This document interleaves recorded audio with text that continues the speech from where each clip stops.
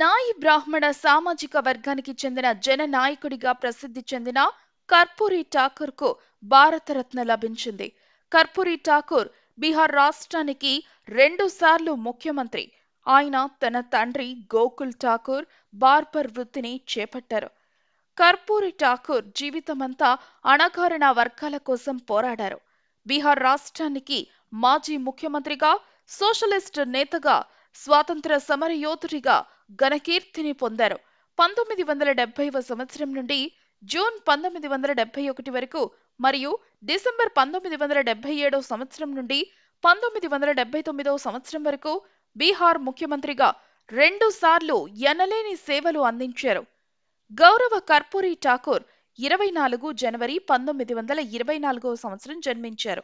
ఫిబ్రవరి 17వ తారీఖున 1988 సంవత్సరంలో 64 ఏండ్ల వయస్సులో ఆయన మరణించారు. ఆయన బీహార్ రాష్ట్రానికి 11వ ముఖ్యమంత్రిగా 2 పర్యాయాలు పనిచేశారు. ఆయన నాయక్ అంటే ప్రజలు హీరో అయినప్పటికీ కర్పూరి ఠాకూర్ గారికి ఈ నెలలో జరిగిన గణతంత్ర దినోత్సవ వేడుకల్లో జనవరి 26వ తారీఖున 2024వ సంవత్సరంలో భారత ప్రభుత్వం ఆయన మరణానంతరం భారతదేశ అత్యున్నత పౌర పురస్కారం భారతరత్నను అందించింది. దీనిని భారత రాష్ట్రపతి ద్రౌపది ముర్ము గారు జనవరి 23వ తారీఖున 2024న ప్రకటించిన విషయం యావత్ దేశ ప్రజలందరికీ తెలిసిందే. ఆయన సోషలిస్ట్ పార్టీ నాయకుడిగా, స్వాతంత్ర సమరయోధుడిగా, ఉపాధ్యాయుడిగా, రాజకీయ నాయకుడిగా పేరు ప్రఖ్యాతలు ఉన్నటువంటి మహానుభావుడు. ఆయన సోషలిస్ట్ పార్టీ, భారతీయ క్రాంతి దళ్, జనతా పార్టీ, లోక్ దళ్ ఈ విధంగా ఆయన రాజకీయ ప్రస్థానం ప్రారంభమైంది. బీహార్ రాష్ట్రానికి 2వ ఉప ముఖ్యమంత్రిగా మరియు బీహార్ విద్యాశాఖ మంత్రిగా పనిచేశారు. గొప్ప సంస్కరణలు తీసుకొచ్చారు. ఆయన బీహార్లోని సమస్తీపూర్ జిల్లాలో పితంజియా ప్రస్తుత కర్పూరి గ్రామంలో గోకుల్ ఠాకూర్ మరియు రామ్ దులారీ దేవి దంపతులకు ఆయన జన్మించారు. ఆయన నాయి బ్రాహ్మణ కమ్యూనిటీకి చెందినవాడు. కర్పూరి ఠాకూర్ గారు విద్యార్థి దశలో AISF all India student federation నందు పనిచేశారు. విద్యార్థి కార్యకర్తగా ఆయన క్విట్ ఇండియా ఉద్యమంలో చేరడానికి తన గ్రాడ్యుయేట్ కాలేజ్ను విడిచిపెట్టాడు. భారత స్వాతంత్ర ఉద్యమంలో పాల్గొన్నందుకు ఆయన 26 నెలల పాటు జైలులో గడిపారు. ఆయన సంయుక్త సోషలిస్ట్ పార్టీ అధ్యక్షుడిగా చాలా కాలం పనిచేశారు. ఆయన ప్రధానమైన 3 శిష్యులలో 2 బీహార్ రాష్ట్రానికి ముఖ్యమంత్రులు అయ్యారు. అందులో లాలూ ప్రసాద్ యాదవ్, నితీష్ కుమార్ యాదవ్ వీరిద్దరూ కూడా ఆయన శిష్యులే. అంతేకాకుండా రామ్ విలాస్ పాస్వాన్, దేవేంద్ర ప్రసాద్ యాదవ్ ఈ ప్రముఖ బీహార్ నాయకులకు ఆయన గురువుగా పిలువబడ్డారు. భారతదేశం స్వాతంత్రం పొందిన తర్వాత ఠాకూర్ తన గ్రామంలోని పాఠశాలలో ఉపాధ్యాయునిగా పనిచేశారు. ఆయన 1952 సంవత్సరంలో తేజపూర్ నియోజకవర్గం నుంచి సోషలిస్టు పార్టీ అభ్యర్థిగా బీహార్ విధానసభకు సభ్యుడిగా ఎన్నికయ్యారు. 1960 సంవత్సరంలో కేంద్ర ప్రభుత్వం ఉద్యోగుల సార్వత్రిక సమ్మె సందర్భంగా ఉద్యోగులకు నాయకత్వం వహించినందువల్ల ఆయన అరెస్ట్ అయ్యారు. 1974 సంవత్సరంలో కూడా అతను టెల్కో కార్మికుల ఉద్యమానికి ప్రోత్సహించడానికి 28 రోజుల పాటు ఆమరణ నిరాహార దీక్షను చేపట్టారు.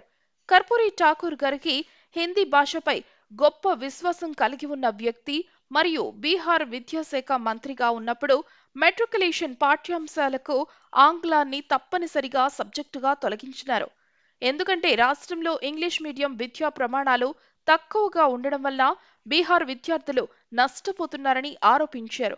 ఈ విధంగా ఠాకూర్ గారు 1970 సంవత్సరంలో బీహార్ రాష్ట్రం నందు మొదటి కాంగ్రెసేతర సోషలిస్ట్ ముఖ్యమంత్రి కావడానికి ముందు బీహార్ రాష్ట్రంలో మంత్రిగా మరియు ఉప ముఖ్యమంత్రిగా పనిచేశారు. అదేవిధంగా ఆయన బీహార్ రాష్ట్రం నందు మద్యపాన నిషేధాన్ని కూడా అమలు చేశాడు. ఆయన పరిపాలనా కాలంలో బీహార్లోని వెనుకబడిన ప్రాంతాల్లో ఆయన పేరు మీదుగా అనేక పాఠశాలలు మరియు కళాశాలలు స్థాపించబడ్డాయి. ఆయన జీవితాంతం అణగారిన వర్గాల కోసం పోరాడిన మహోన్నతుడు. అటువంటి నాయకుడు తన కూతురి వివాహానికి ఏ మంత్రివర్గ సభ్యుణ్ణి కూడా పిలవలేదు. సాధారణ కుటుంబంలాగా ఆయన స్వగ్రామంలో ఆయన కూతురి వివాహాన్ని జరిపించారు. జననాయకునిగా ప్రసిద్ధి చెందారు. సమాజంలో అట్టడుగు వర్గాలకు రిజర్వేషన్లను ప్రభుత్వ పథకాల ద్వారా లబ్ధి చేకూర్చాలన్నది ఆయన లక్ష్యం. అందులో భాగంగానే 1978వ సంవత్సరంలో బీహార్ రాష్ట్రంలో బీసీలకు రిజర్వేషన్లకు సంబంధించి ముంగేల్ లాల్ కమిటీ నివేదిక ఇచ్చింది. దీనిని ఠాకూర్ అమలులోకి తీసుకువచ్చారు. దీని ప్రకారం బీసీల రిజర్వేషన్లు ఈ విధంగా పంచారు. ఎంబీసీలకు 12%, ఈబీసీలు అంటే ఓబీసీలలోని వారు 8%, మహిళలు 3%, అగ్రవర్ణాల్లోని పేదలకు 3%. ఈ విధంగా రిజర్వేషన్లను అమలు చేయడం జరిగింది. బీహార్ రాష్ట్రంలో అనేక ఆసుపత్రులకు, మెడికల్ కాలేజీలకు, కళాశాలలకు, వివిధ భవనాలకు ఆయన పేరు మీదనే అనేక నామకరణాలు చేశారు. అనేక చోట్ల ఆయన విగ్రహాలను నెలకొల్పారు. కర్పూర్ ఠాకూర్ బీహార్ రాష్ట్రానికి చెందిన మహోన్నతమైన మనిషి, గొప్ప రాజకీయ నాయకుడు, స్వాతంత్ర సమరయోధుడు. 2 సార్లు బీహార్ రాష్ట్రానికి ముఖ్యమంత్రిగా పనిచేశారు. చాలా సాదాసీదా జీవన విధానం, సాధారణ పౌరుడిగా జీవించాడు. ఈయన మంగలి సామాజిక వర్గానికి చెందిన గొప్ప నాయకుడు. 2024 సంవత్సరంలో జనవరి 26వ తారీఖున ఆయన మరణానంతరం భారతదేశ అత్యున్నత పౌర పురస్కారం భారతరత్నను అందించింది. భారత రాష్ట్రపతి ద్రౌపది ముర్ము జనవరి 23వ తారీఖున ప్రకటించారు.